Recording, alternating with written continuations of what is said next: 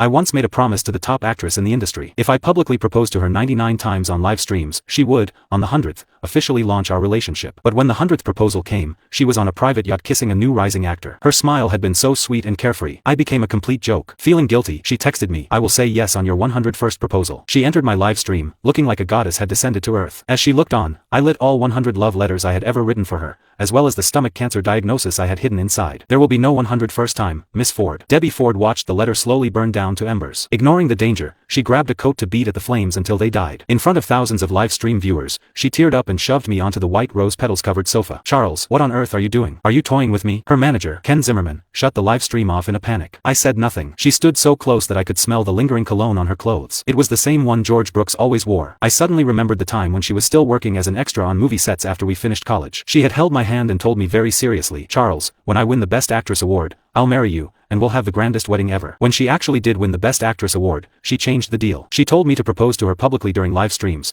and only after I had proposed to her 100 times would she give up her glamorous image and announce our relationship. Every time I acted like a fool online for her sake, she was always somewhere else. She would appear at luxury hotels around the world with all sorts of pretty boys or spend nights on yachts. She even ran off to get married and then divorced immediately in Ghana, just to experience the local marriage culture. Something I longed for seemed to be so easily attainable by others. The thought pulled a bitter smile across my face. "Debbie, there will not be a 101st proposal. I'm tired. We're done." She stared at me for 2 seconds in stunned silence. Then, she laughed in apparent realization. "So, because I didn't show up for your 100th proposal, you just burned all the love letters in spite? You embarrassed me in front of so many people. As my fiancé, did you ever think about how I would feel?" I could not understand. Was that not the freedom she had always wanted? Why did she not seem the slightest bit relieved? If she had spoken to me like that in the past, I would have humbled myself and begged her for forgiveness. But my heart had long shattered beyond repair. All I felt was numbness, and I said nothing. More importantly, I did not want to waste whatever time I had left on her. The 100th proposal has ended. So have we. Debbie's expression seemed to relax when she heard me say those words. She seemed to believe I couldn't bear to leave her. "Don't be dramatic, Charles. We've been together for 7 years, and you think you can just walk away like that? Don't worry. When you propose for the 101st time, I'll say yes. You'll get to salvage your dignity." I remained silent. I slipped off the ring she had handmade for me and tossed it into the trash, right in front of her. Then, I turned and left. Ken hesitated. "Debbie, he's not serious, right?" She glanced at my back and spoke with certainty. "In 3 days, he'll come back crying and begging me to marry him. It has always been this way. He can't live without me." Ken nodded. "True. Charles would never leave you. Everyone knows he's madly in love with you. He's put himself through countless stupid things for you." They were right. I had loved her at the cost of my dignity. I had loved her into my emotional collapse. That was how I ended up with cancer. There was a saying, the less committed person in a relationship always had the upper hand. But I was no longer committed to the relationship. It was over. I smiled bitterly and walked faster. The next day, Debbie showed up at the company with her rumored new boyfriend. My colleagues looked at me with concern. I acted as if nothing had happened and submitted my resignation. The HR manager was shocked. "Charles, you're a talented agent. Why quit now?"